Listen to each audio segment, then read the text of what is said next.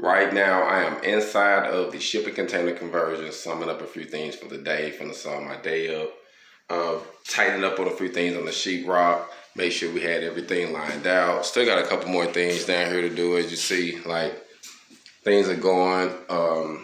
Planned on coming, finishing up the cutouts for the lightings and putting in the switches and stuff like that.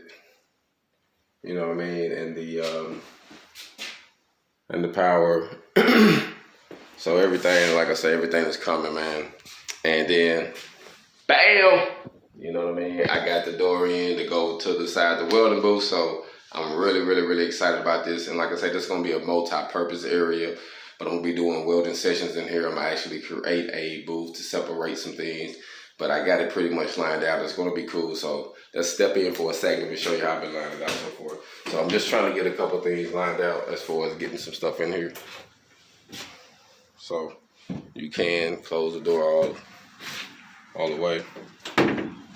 Then once you get in here, you can reposition it. But I got it standing right here where I'm gonna have it optional with this door be open or closed. But I'm gonna have a ventilation system that I'm about to get ready to run over here. So when we welding, it'll suck up the smoke, you know what I mean? So it's gonna be a cooler area than when we're doing flat or stuff like that.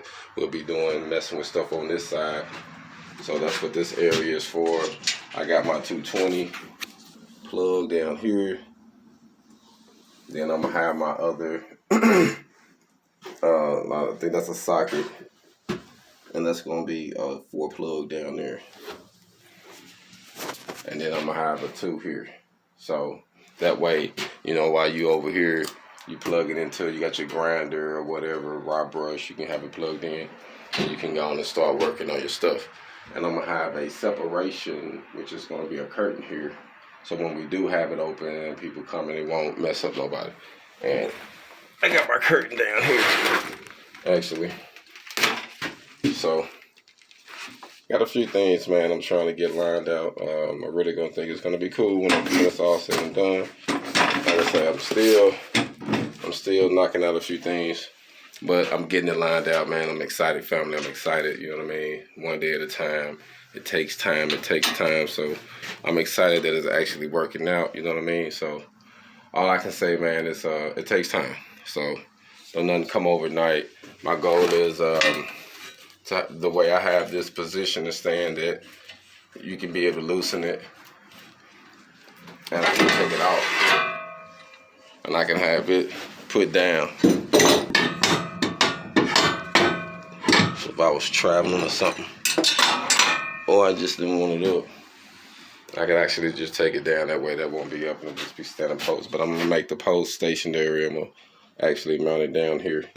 And then like I say, this comes up.